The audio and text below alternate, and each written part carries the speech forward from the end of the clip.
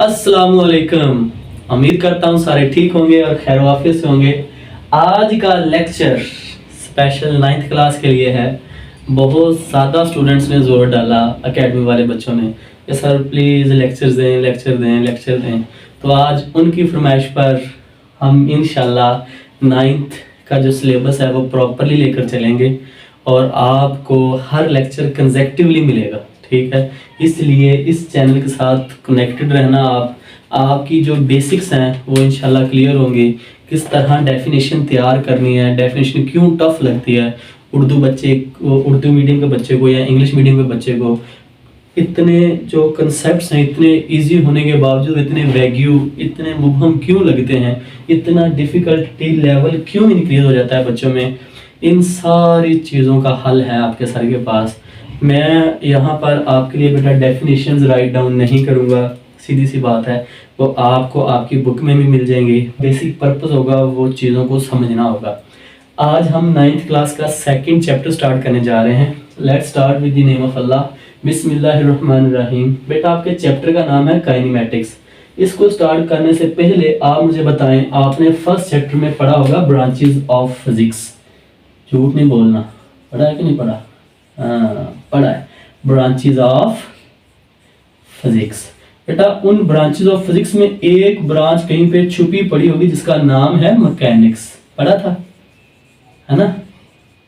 ऐसा ही है, मैकेनिक्स।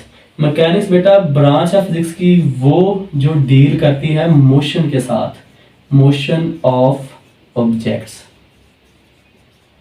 ऐसा ही जितने भी आपके ऑब्जेक्ट्स की मोशन है, जिस तरह की भी मोशन है, उनको जो डील करती है ब्रांच, वो क्या कहलाती है हमारे पास? मोशन। उसके काजेज, उसके इफेक्ट्स, उसके पीछे कौन सा फिनोमिना रूनुमा हो रहा है, उनके इफेक्ट्स क्या निकलते हैं जब बॉडी मोशन में आती है या मोशन से रेस्ट में आती है। तो उन सब की जो डीलिंग है वो कौन करती है? मैकेनिक्स। मैकेनिक्स बहुत वाइड ब्रांच है फिजिक्स की, जिसमें आगे फर्दर जब स्टूडेंट्स एफएससी कर जाते हैं तो वो इसमें बाकायदा इंजीनियरिंग भी करते हैं, जिसको मैकेनिकल इंजीनियरिंग कहते हैं। बहुत ज़्यादा वास्ट ये फील्ड है। हमने इसको लो लेवल पर रखना है और हम उसके अकॉर्डिंग इसको डिस्कस करेंगे। बेटा मैकेनिक्स की दो टाइप्स होती हैं। मैकेनिक्स की कितनी टाइप्स होती हैं? दो। एक जो आपके पास अभी लिखी हुई है काइनेमैटिक्स, और एक जिसको हम थर्ड चैप्टर में पढ़ेंगे जिसका नाम है डायनामिक्स। आपका जो कमिंग चैप्टर आएगा, ठीक है।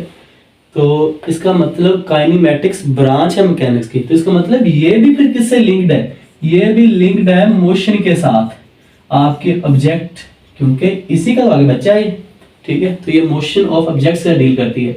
फर्क क्या है बेटा? इसमें हम जितनी भी मोशन पढ़ेंगे हम उनके पीछे क्या वजह थी, उसका क्या इफेक्ट होता है, हम उनको डिस्कस नहीं करेंगे। विदाउट काजेज एंड इफेक्ट्स हम सिर्फ देखेंगे कि बॉडी मूव कर रही है या नहीं कर रही, उसके पीछे क्या वजह थी, किस चीज ने उसको मूव करवाया, किस चीज की वजह से वो रेस्ट में आई, उसका क्या असर हुआ, कितनी मोशन हुई तो आगे जाकर उसका क्या इम्पैक्ट हुआ। हम ये कोई भी चीज डिस्कस नहीं करेंगे, क्योंकि इसको हम डिस्कस करेंगे किस में? डायनामिक्स में, जिसके अंदर हम मोशन के पीछे उसकी वजूहात, उसके असरात का मुताला भी करेंगे। आप ये पूरा चैप्टर जब थोरोली पढ़ लेंगे, आप देखेंगे कि हमने किसी भी जगह पर मोशन के पीछे जो वजूहात हैं, जो उसके असरात हैं, हमने उनको डिस्कस नहीं किया। हम सिर्फ और सिर्फ मोशन को डिस्कस करेंगे, ठीक है। तो ये हमारे पास क्या आ गया, इसका इंट्रोडक्शन। काइनेमैटिक्स ब्रांच है मैकेनिक्स की, जिसके अंदर हम ऑब्जेक्ट की मोशन को डिस्कस करते हैं, लेकिन उनके पीछे क्या वजूहात होती हैं, उनका क्या असर होता है, हम उसको डिस्कस नहीं करते। आगे बेटा बात करते हैं स्टेट्स की। हमारे पास जो बॉडी होती है, कोई भी जो ऑब्जेक्ट है बेटा, उसकी दो स्टेट एग्जिस्ट करती हैं। एक स्टेट कहलाती है रेस्ट और एक स्टेट कहलाती है मोशन, ठीक है। मोशन को हमें आगे लेके चलना है, लेकिन हम समझ लें पहले रेस्ट और मोशन स्टेट्स है क्या। अब मैं आपके सामने खड़ा हूं, क्या मैंने अपनी पोजीशन चेंज की? अभी, पहले नहीं, जो मैं घूम फिर रहा था वो नहीं, अभी। क्या मैंने अपनी स्टेट चेंज की? क्या मैंने अपनी पोजीशन चेंज की? नहीं। तो मैं किसकी स्टेट में हूँ? रेस्ट में। अच्छा, अब क्या मैं अपनी स्टेट चेंज कर रहा हूँ? जी। और ये स्टेट कौन सी है? ये स्टेट है मोशन की। मतलब जब अपनी कोई भी बॉडी अपनी पोजीशन चेंज कर ले तो वो कौन सी स्टेट में होता है, मोशन में। और जब कोई बॉडी अपनी स्टेट चेंज, अपनी पोजीशन चेंज ना करे तो वो किस में होता है, रेस्ट में। क्या यहाँ तक बात कंप्लीट है? क्या आपको लगता है कि अगर बॉडी अपनी पोजीशन चेंज ना कर रही हो तो वो रेस्ट में है, और अगर बॉडी अपनी पोजीशन चेंज कर रही हो तो वो मोशन में है? क्या ये बात कंप्लीट हो जाती है? यहाँ तक बात कंप्लीट नहीं होती। मैं आपके लिए ऐसे किस में हूँ, रेस्ट में। थोड़ा सा बेटा ब्रॉड सोचते हैं, इस ज़मीन से बाहर निकल जाएं, कोई बंदा उठा दें ज़मीन से बाहर, जो पूरी आपकी ज़मीन जो है वो स्फेरिकल शेप में होती है and it is revolving around the sun. अब देखिए वो बाहर बैठ के, तो ज़मीन क्या कर रही है, रिवॉल्व। ज़मीन में मौजूद हर चीज़ क्या कर रही होगी, रिवॉल्व। और रिवॉल्व किसकी प्रॉपर्टी है, मोशन की। ये जो लाहौर है पूरा ये क्या कर रहा होगा, रिवॉल्व। ये जिस कमरे में बैठा हूँ ये भी क्या कर रहा होगा, रिवॉल्व। कमरे में मौजूद हर चीज़ क्या कर रही होगी, रिवॉल्व। बॉडी तो फिर मोशन में है। आप कह रहे हो कि सर अभी रेस्ट में है, वो जो बंदा पूरे ज़मीन से बाहर निकले कहीं कॉर्नर पे बैठा हुआ है, चांद के पास ठंडी हवाएं ले रहा है, वो देख रहा है वो ज़मीन किस में है, मोशन में। और मोशन में मौजूद हर चीज़ किस में है, मोशन में। तो फिर आप सही होगा वो सही है, बेटा दोनों ही ठीक है। दोनों ने अपने लिहाज से बात बिल्कुल ठीक ही है। इसमें बात आती है यहाँ पर सराउंडिंग की, ओरिजिन की, रेफरेंस पॉइंट की। ये तीनों एक ही कश्ती के नाम है, ठीक है। एक ही कश्ती में सवार है, एक ही चीज़ के नाम है। आपके पास किसी भी बॉडी की जब स्टेट बतानी है तो पोजीशन के साथ साथ दूसरी बात जो याद रखनी है वो है सराउंडिंग, ओरिजिन, कि आप किसी के लिहाज से बताते हो। अगर आपने अपने लिहाज से मेरी स्टेट बताई तो मैं रेस्ट में हूँ, वो बंदा अपने लिहाज से बता रहा है, वो उसका ओरिजिन उसने खुद सेट किया है वहाँ बाहर, उसके लिहाज से मैं किस में हूँ, मोशन में। तो किसी भी बॉडी की स्टेट बताने के लिए सिर्फ पोजीशन पर फोकस होना ज़रूरी नहीं है, बल्कि आपके पास जो सराउंडिंग है, आप जिसके रेफरेंस से बता रहे हो, इस चीज़ का भी पता होना ज़रूरी है। तो ये बनी proper definition. If the body does not change its position with respect to surrounding, then the body will be in the state of rest. If the body changes its position with respect to surrounding, आप वो system लेते हैं जिसके according आप बताते हो, तो फिर वो बॉडी किस में होगी बेटा, मोशन में। आगे हमने रेस्ट को डिस्कस नहीं करना क्योंकि हम डिस्कस कर रहे हैं किसको, काइनेमैटिक्स को। तो हम मोशन को डिस्कस करते हैं। बेटा 3 टाइप्स हैं मोशन की। कितनी टाइप्स हैं, 3। इधर ले आते हैं ऊपर, यहाँ पर चलो यहीं पे लिख लेते हैं। नाम है ट्रांसलेटरी, नाम है vibratory, and third one is rotatory motion. ठीक है, हमारे पास कितनी टाइप्स हैं, 3 टाइप्स हैं, ट्रांसलेटरी, वाइब्रेटरी, रोटेटरी। रुकें एक मिनट, बुक में कंफ्यूज करने के लिए बेटा उन्होंने ट्रांसलेटरी के आगे फर्दर 3 टाइप्स बताई हुई हैं, लीनियर, सर्कुलर एंड रैंडम। ठीक है, ये बेटा सब टाइप्स हैं किसकी, ट्रांसलेटरी की। जो मेजर टाइप्स हैं वो कितनी है, 3, translatory, vibratory and rotatory. Translatory, हर वो बॉडी जिसमें रोटेशन नहीं है बेटा उसकी मोशन ट्रांसलेटरी है। जिग-जैग चले जाएं, ये भी क्या है, ट्रांसलेटरी। सर्कुलर मूव कर लें किसी दूसरे एक्सिस के गिर्द, ये भी क्या है, ट्रांसलेटरी। स्ट्रेट मूव कर लें, ये भी क्या है, ट्रांसलेटरी। बस जिस मोशन में रोटेशन नहीं है ना बेटा, जिस मोशन में रेपिटेशन नहीं हो रही, टू एंड फ्रो मोशन नहीं हो रही, वो सारी मोशंस क्या हैं, ट्रांसलेटरी। और हम अक्सर जो मोशन देखते हैं, गाड़ियों का चलना, आपका चलना, ठीक है, ये सारी की सारी कौन सी मोशन होती है आपके पास, ट्रांसलेटरी।